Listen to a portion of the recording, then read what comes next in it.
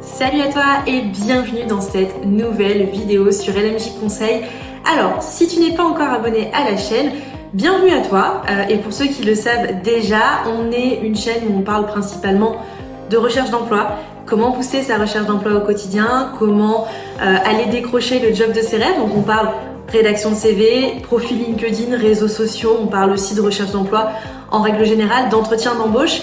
Et si vous n'êtes pas du coup encore abonné, n'hésitez pas à vous abonner en cliquant sur s'abonner juste en dessous et sur la cloche juste à côté, qui du coup vous permettra d'être informé dès que je sors une nouvelle vidéo, alors avec une nouvelle astuce ou un nouveau conseil pour que vous puissiez de votre côté décrocher votre job de rêve. Alors, en ce moment, j'avais envie d'aborder un thème qui revient régulièrement parce qu'en ce moment on est en plein dedans, c'est la recherche d'alternance. Comment réussir à décrocher son alternance? Et dans cette vidéo, je vais te donner mes 10 conseils pour pouvoir réussir à décrocher ton alternance et du coup pouvoir poursuivre tes études entièrement en alternance.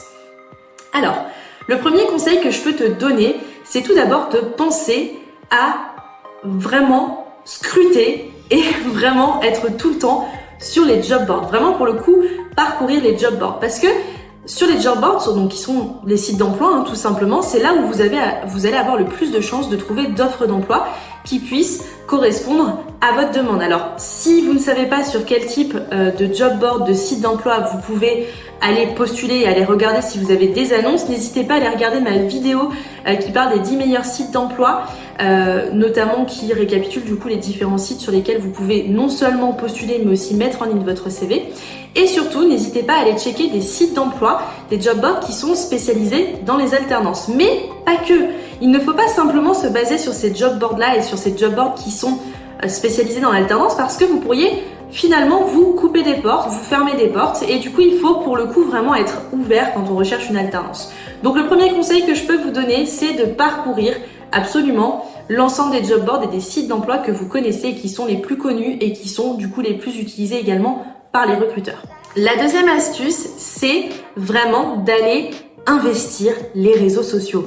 Alors, on a beaucoup d'étudiants qui pensent que finalement, envoyer des CV, des lettres de motivation, des candidatures par-ci, par-là, ça suffit. Eh bien non.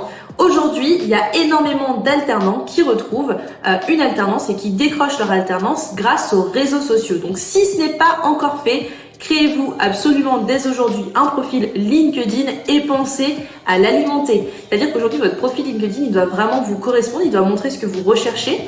Donc si toutefois, c'est quelque chose qui pour vous est encore un petit peu délicat, vous ne savez pas trop comment vous servir de LinkedIn et comment vous créer un profil LinkedIn parfait, n'hésitez pas également à checker mes vidéos qui parlent entièrement de ça. Il faut non seulement avoir un titre qui soit percutant, pertinent, mais il faut aussi également animer votre réseau au quotidien. N'hésitez pas également à rechercher des hashtags sur LinkedIn qui sont très utilisés comme l'alternance, recherche d'alternance. Voilà, il faut vraiment pour le coup aller chercher les hashtags qui vont le plus pouvoir vous permettre de trouver une alternance et n'hésitez pas à les mettre dans vos posts pour vraiment pouvoir booster votre recherche d'alternance au quotidien. Je ferai un post spécialement là-dessus sur justement la recherche d'alternance sur les réseaux sociaux. J'y reviendrai dans un profil, dans une autre vidéo. Mais en attendant, n'hésitez pas pour le coup à vraiment commencer, si ce n'est pas le cas, à investir les réseaux sociaux. On a même des personnes qui utilisent Instagram et qui se font des profils, des Instagram, des CV Instagram. Et ça, je trouve ça vraiment top. Pour le coup, une recherche d'alternance, ça doit être aussi créatif. C'est-à-dire qu'il faut aller chercher le recruteur, il faut aller le chercher. Et pour le chercher, il faut passer aussi par des côtés très créatifs. Le troisième conseil que je peux vous donner aujourd'hui pour votre recherche d'alternance, c'est de penser à vous renseigner auprès de votre organisme de formation, auprès de votre école, s'il possède des listes d'entreprises qui ont déjà pu prendre des alternants précédemment. Alors, on n'a pas souvent ce réflexe-là de demander s'il y a des listes. Il peut y avoir des listes comme il peut ne pas y en avoir, mais il peut aussi y avoir des annuaires d'entreprises qui ont déjà pris des alternants auprès de cet organisme de formation ou du coup auprès de l'école sur laquelle vous postulez. Par exemple, moi, quand j'étais en 3e année de licence et que j'ai voulu faire mon stage, donc c'était il y a 5 ans en arrière, j'étais dans une université qui avait tout un listing des entreprises qui avaient déjà pris des stagiaires et dans quel domaine. Donc ça, pour le coup, c'était vraiment intéressant parce que si vous n'alliez pas chercher par vous-même, vous pouvez tout simplement aller chercher des entreprises qui ont peut-être déjà pris des alternants et ne pas hésiter à poser la question à ces entreprises de est-ce que oui ou non elles recrutent actuellement. Donc surtout, n'hésitez pas à vous renseigner auprès de votre organisme de formation, auprès de votre école, pour savoir s'il existe ce type de liste ou s'il existe des annuaires d'anciens stagiaires, d'anciens alternants, avec la liste du coup des entreprises qui auraient déjà pu prendre des stagiaires et des alternants auparavant. Le quatrième conseil que je peux vous donner, c'est d'éviter de vous fermer des portes et d'éviter de postuler uniquement à des offres d'emploi concernant des alternances. Alors, il faut savoir aujourd'hui que parfois une entreprise ne pense pas forcément au bienfait d'avoir un alternant, alors du coup au coût, parce qu'il faut savoir qu'aujourd'hui une alternance ça coûte beaucoup moins cher que de prendre un CDI et que parfois le rythme d'alternance permet du coup d'avoir quasi la totalité de quelqu'un en salariat aujourd'hui chez nous. Donc la première chose à faire, c'est déjà d'arrêter de postuler uniquement à des offres d'emploi en alternance. Vous pouvez également vous tourner sur des offres d'emploi en CDI ou en CDD, pardon. Et le but, c'est vraiment d'aller vous ouvrir des portes et d'aller chercher des choses. Moi, j'ai aujourd'hui des alternants que j'ai accompagnés qui ont été postulés sur des offres en CDI et qui ont réussi à décrocher leur alternance en postulant à des offres en CDI. Donc ne vous braquez pas à uniquement postuler à des offres en alternance. Et si on vous demande et qu'on vous répond excusez-nous, mais c'est aujourd'hui un contrat en CDI et pas un contrat en alternance, n'hésitez pas à leur dire qu'effectivement, vous savez qu'aujourd'hui ils proposent un CDI, mais que l'alternance peut être un véritable tremplin pour eux. N'hésitez pas à leur montrer les compétences que vous allez acquérir au sein de votre formation et qui pourraient vraiment pour le coup les aider. Et puis n'hésitez pas également à leur montrer les bienfaits de l'alternance. Et si vous connaissez des points qui pourraient du coup leur permettre aussi de vous faire confiance et de prendre l'alternance, comme par exemple des coûts financiers, comme par exemple des aides que l'État pourrait obtenir. En ce moment, on en parle beaucoup, il y a des aides qui ont été mises en place pour les entreprises qui prenaient des alternants. Si les entreprises ne le savent pas, n'hésitez pas à leur montrer et à leur mettre en avant ce type de choses. Pour le coup, ça pourra vraiment vous aider pour la suite.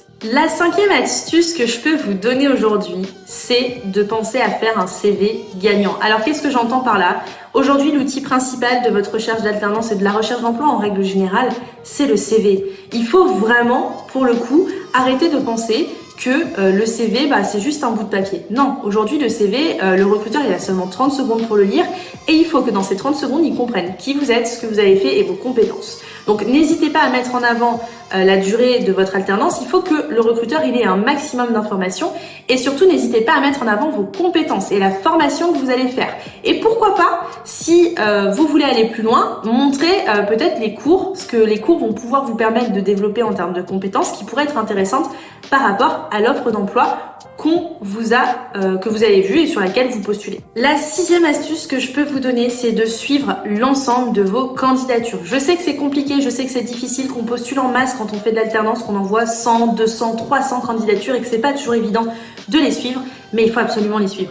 Il faut les suivre parce que non seulement ça vous permettra quand vous serez appelé d'être prêt, de savoir où vous avez postulé, à quelle entreprise vous avez postulé, mais en plus de ça, ça vous permettra de relancer régulièrement les recruteurs quand il y en a besoin. Donc surtout, n'hésitez pas à faire un tableau Excel avec des couleurs vertes quand votre candidature elle est toujours en cours, rouge quand les candidatures elles sont terminées, avec la date à laquelle vous avez postulé, la date où vous êtes censé relancer le recruteur, et n'hésitez pas aussi à mettre des informations sur l'entreprise et sur le poste sur lequel vous avez postulé. Si pour vous un tableau Excel c'est trop compliqué, vous n'avez pas envie de mettre ça en place, vous avez des sites comme Box My Job dont vous retrouverez une vidéo également sur ma chaîne YouTube qui vous permettent de suivre l'ensemble de vos candidatures en mettant directement l'annonce à l'intérieur de ce site internet qui est 100% gratuit et du coup ça vous permet de savoir où vous en êtes et de changer les étapes.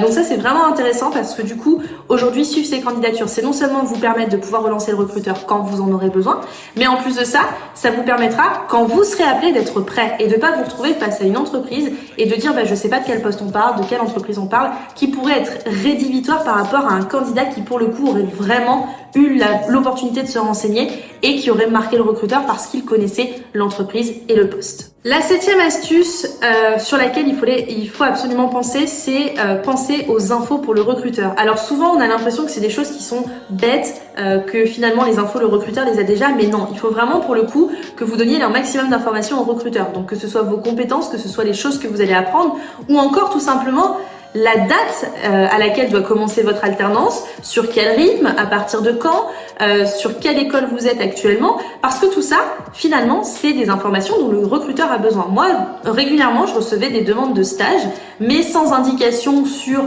combien de temps, quelle date, à quelle période. Il faut aujourd'hui qu'on sache de quoi vous parlez. Donc il faut penser aussi au recruteur qui est en face de soi. Ne pensez pas qu'à vous et ne pensez pas qu'à votre recherche. Il faut aussi que vous pensiez au recruteur qui est en face de vous et ça vous permettra pour le coup de mieux communiquer avec le recruteur et d'éviter d'avoir des incohérences entre ce que recherche le recruteur et ce que vous recherchez aujourd'hui. La 8e astuce qui pour moi est vraiment importante, c'est aussi de penser à miser sur votre personnalité. Aujourd'hui, un emploi, c'est pas seulement des compétences. Rechercher une alternance, on le sait, on va acquérir les compétences justement pendant cette alternance, on va apprendre le métier, on va apprendre des choses à travers nos études et à travers finalement l'alternance qu'on va faire.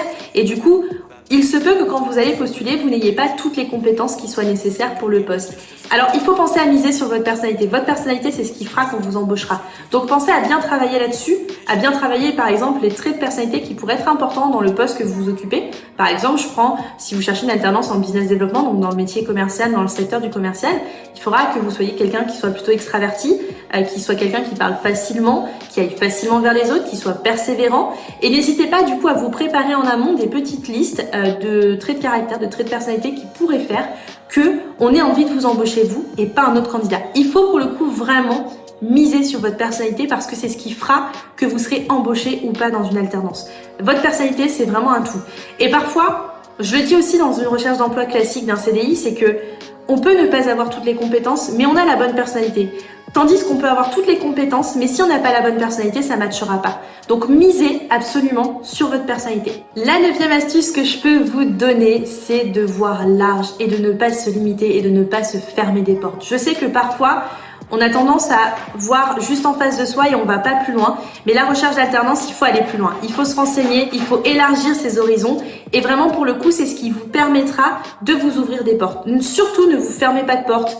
Élargissez vos recherches, élargissez vos horizons. Pensez toujours à aller plus loin.